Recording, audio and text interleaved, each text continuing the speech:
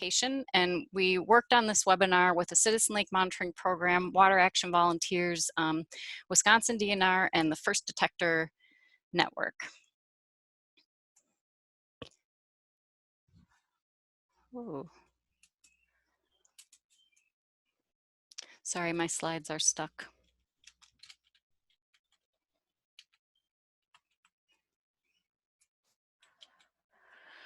Just an overview of what we're all going to cover during this webinar. Just a pretty quick introduction to welcome you all.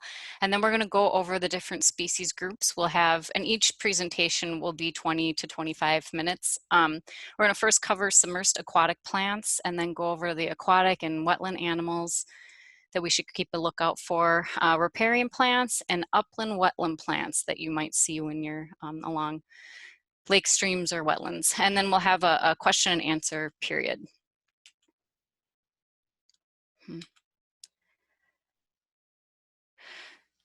So the species that we're gonna review are all species that are identified, almost all of the species that are identified in NR 40. Chapter NR 40 is our invasive species identification, classification, and control rule. So this is species that we've identified as issues within the state. We've said that they're invasive and we want to be able to keep a lookout for them. So we selected target species from within NR 40 that we'll see when we're out in lake streams or wetlands. So you can go to our NR 40 website to learn more about the species that we identified and regulate. For each of the species that we're going to cover, we're going to go over just key identification characteristics. So certain things about each species that you need to look at to be confident in your ID for them. And then we'll talk about just the different parts of these plants or animals.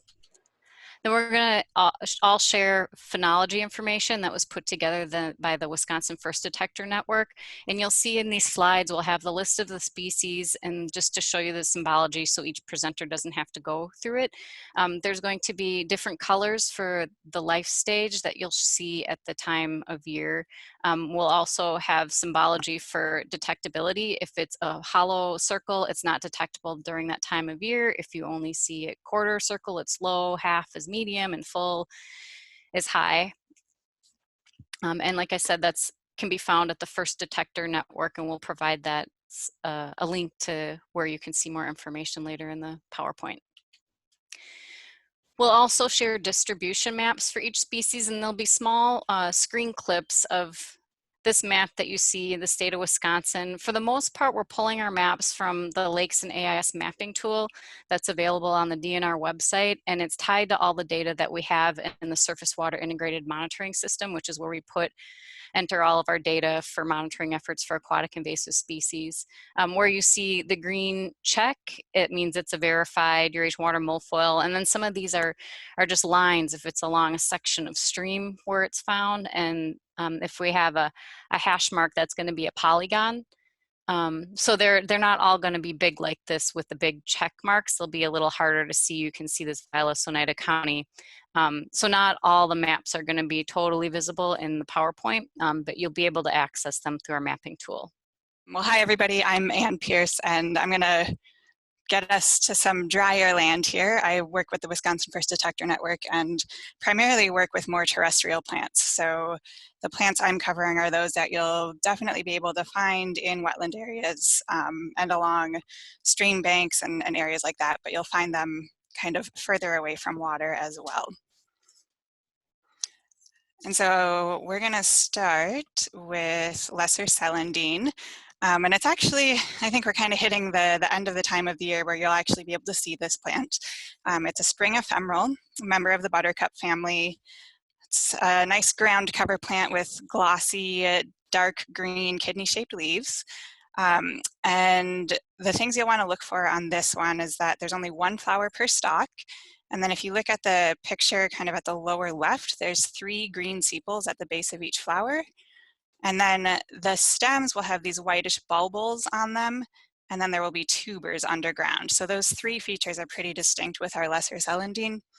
And you'll notice my maps look a little bit different. Several of the species that I'm covering, because they can be found across a wider range of habitats, they're not necessarily as well represented in the lakes and AIS viewer. So I'm pulling the maps from WIFTIN's online map, which is called the WISTIP viewer. So in any case, with lesser celandine, we've got populations in southeastern Wisconsin and then a few in the Madison area. And it's most often confused with marsh marigolds. Marsh marigolds also a spring ephemeral. They're blooming at the same time in the same sort of habitats. Overall, marsh marigold is larger than lesser celandine, and it can have 2 to 5 flowers per stalk compared to just that single flower. It doesn't have green sepals below the flower, and it doesn't have bulbils or tubers. So you can look for those characteristics to differentiate these two species. Next up, I'm going to cover giant hogweed. This is one of those members of the carrot family. So earlier, Maureen was talking about the water parsley and showing several members of the carrot family. So they're all characterized by these umbel or kind of umbrella-shaped flower heads that you can see in the center picture. Now, giant hogweed, as its name suggests, is giant. So it can grow up to 20 feet tall. It's got very distinct stems, as you can see in that picture on the right. They've got coarse white hairs and then this very distinct purple mottling along the stems. Few populations scattered across the state. There's kind of a concentration up in Iron County, and then other populations have been found kind of in the central part of the state and over closer to Lake Michigan. The native species that this is most likely to get confused with is our cow parsnip. It has similar shaped leaves. It's got those large white umbels as well. And cow parsnip can grow up to 10 feet tall. So, you know, if you're walking along a stream bank and you see this, it can look like a very large plant. So just keep in mind that the giant hogweed is giant, not just big. And when you look at the stems of cow parsnip, they have much softer hairs on them, and they do have some purplish color sometimes, but compare that to our giant hogweed, it's not as distinct of a contrast between kind of the greenish and purplish tones as you see with this giant hogweed stem. Another member of the carrot family is poison hemlock. This one is going to be starting to bloom right now and will kind of bloom throughout the summer. With this one on the stem, you're going to look for a smooth stem that has some kind of purplish mottling. This picture doesn't show much purple. You can, on the right side, you can see just some very fine purple specks, but you can see more purple on the stem than what this picture shows. The leaves, when you crush them, kind of have an unpleasant odor. And then the reason I'm pointing out that the veins end at the tips of the teeth, which is going to be hard to see, but the vein just kind of goes down the center of the teeth on the leaves, is that that will help differentiate it from the lookalike species. So there are populations of poison hemlock kind of scattered primarily south central and southwestern Wisconsin, but there are a few other populations around as well. And based on habitat, it is probably most likely to be confused with our native water hemlock. And so if you look closely at the leaves on this one, the veins actually end kind of between the teeth instead of at the tip of the teeth. They bloom around the same time. I would say the leaves on this native water hemlock also look much less fern-like than the poison hemlock. Of course, there's a bunch of other what we call these weedy white umbels. So members of the carrot family that have these white umbel flower heads. Many of them grow in more upland habitats though, so you can definitely use habitat as a clue to help differentiate some of these species. So next up is our European marsh thistle. This one, as you can see from the map, is one of our more unique invasive plants in that it's much more common in the northern part of the state than the southern part of the state. Usually the reverse is true. So this has clusters of many flowers at the tip of the plant. If you look closely at the flower head, the bracts below it will have kind of a single, in this case, darker purple spine at the tip of the bract. The stems are both hairy and spiky, and then it can, in terms of the number of flowers and the size of the flowers, maybe look a little bit like Canada thistle, but it grows much taller and has that very spiny stem, where Canada thistle does not have spines along the whole stem. And the native lookalike for this one is our native marsh or swamp thistle. And so if you look at the bracts in the middle picture on this flower, a few of them do look like they have that kind of purplish tip, but the more distinguishing characteristic is that each bract has this white stripe down the center of it. And that's a very common characteristic of our native thistles. You'll also notice that this native marsh thistle, the stem is a bit hairy, but it's not spiny at all. Moving on to hairy willowherb, this one has been primarily found along Lake Michigan. It looks a lot like fireweed, same genus. So what you're going to look for on this is that it has opposite leaves. And then if you take a close look at the petals, each petal is notched. So that's a good key to look for. Versus our native fireweed, it has alternate leaves. And then if you look at the petals on this one, they might have like a teeny tiny notch on it, but generally they're not as deeply notched as the willowherb. So up next are our knotweed species, and of course there's lots of taxonomic confusion or disagreement about this, so you might see the Latin names of this. It'll be different depending on what resource you're looking at. But these are all perennial plants. They look a bit like bamboo. They have kind of these swollen nodes, which you can see at the top of the right-hand picture. And that's why people say it looks like bamboo. It's got tall arching stems. And although there are 3 species, they all have these same characteristics. Alternate leaves, and then the lower center picture, you can see they get these plumes of kind of tiny greenish to white flowers late in the summer, August into September. And our knotweeds are pretty widespread across the state, although I think this one, because it can be common across several habitats, might not be as widely mapped as it could be. And to compare the species a little bit, so our 3 species are Japanese knotweed and giant knotweed, and then their hybrid, which is Bohemian knotweed. Japanese knotweed leaves, looking at the right side of this drawing, are the smallest. They kind of have a squared off base. On the left side of the drawing, the giant knotweed leaves, and the plant itself is going to be much larger. The leaves have a more heart-shaped base. And then that hybrid, the Bohemian knotweed, it kind of has the intermediate characteristics in terms of the shape of the leaf base and the overall size of the plant.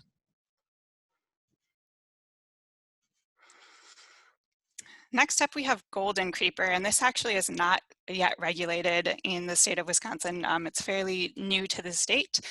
And as you can see from the map in the center, some of the initial populations were found kind of up in northwestern Wisconsin along the Minnesota border in the St. Croix River watershed. There's been some found in Grant County, Waukesha County, and then a few other suspected populations in south central Wisconsin as well. This is a member of the cucumber family, so if you've grown cucumbers in your garden, the leaves have that kind of same rough texture, similar shaped flowers. So it's got these 1-inch yellow flowers that'll bloom kind of mid to late summer. And then it produces these red hairy fruits. So sometimes this plant will also be called red hailstone, and that's referring to that fruit. And if you look at the picture in the center bottom, everything that you see along the ground of this picture and kind of climbing up into the trees is this Goldencreeper. So this is a plant that also has tubers. And so when it gets into these riparian areas along our rivers and streams that flood frequently, that can get spread very easily downstream. Another vine that we'll see in our wettish areas is Japanese hops. So this is an annual vine, but it can grow up to 35 feet long. Generally with the Japanese hops, you're looking for 5 or more lobes on each leaf, and then the petiole, which is the leaf stem, is going to be longer than that leaf blade itself. So you can check that by just folding the stem over the top of the leaf, and if it's the Japanese hops, it's going to be longer than that leaf. The stipules, which we don't have a great picture of here, but you're going to find those at the base of the leaves. Those are going to be fringed in hairs, and then it has very prickly downward pointing hairs all along the stem. And this one has primarily been found in southwestern Wisconsin with a few other populations kind of scattered across the state. And then there is the native common hops, and this one generally the leaves have 3 lobes, but they can have 5. That petiole though, that leaf stem is going to be shorter than the leaf blade on our native common hops. And then the stipules, which you can see in the lower right-hand picture, it's the structure at the base of the leaves. On our common hops, they don't have the hairs on them, they're just smooth. And then the common hops do have downward pointing hairs like the Japanese hops, but they're not as prickly, and there's not nearly, they don't cover the stem nearly as densely as they do on the Japanese hops. All right, up next is Phragmites, and any of you in the Lake Michigan basin will know this plant much, much better than me because I don't actually deal with it in the field that much. But as you can see from the map, we've got it all over the eastern half of Wisconsin, but it is spreading west. So with our invasive Phragmites, you're looking for kind of rigid and more rough stems. It grows very, very densely. The leaves tend to be kind of a bluish gray green, and they will stay on the stem into the winter, and it's got these very dense feathery flower heads kind of late in the summer. And compared to the native Phragmites, this picture kind of shows a nice side-by-side comparison, particularly of the flower heads, so you can see how much less dense that native flower head is on the left. In the growing season, our native Phragmites tends to have a shiny reddish stem versus the non-native will have more of a dull tan to green stem. The native doesn't grow nearly as densely in stands as the non-native. And then this table on the left shows a few more characteristics like the ligule length. And so a quick picture of that. I do want to point out though that now the orientation of the pictures has changed. So now our non-native is on the left and our native is on the right in both of these pictures. So just a quick look at that ligule length. It's a bit shorter on the non-native, and then a nice comparison of kind of the stem colors in the growing season.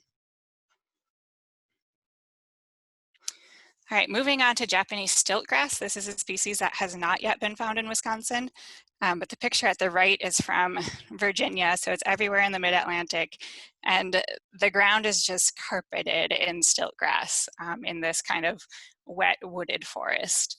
So this is an annual grass. It only grows up to about 3 feet tall at its tallest, but it will also kind of spread as a mat. The thing to look for on this is looking at the leaves. They're pointed at both ends. They are a bit asymmetrical, and so it looks like one end is kind of a bit more round, or one side of the leaf looks a bit more round compared to the other side. But the really distinguishing characteristic of this one is it has this silvery stripe right down the center of the leaf. And it might get confused with our native whitegrass, which can grow in a similar habitat. The leaves on our whitegrass are longer and narrower, and they don't have that distinct silvery stripe on them.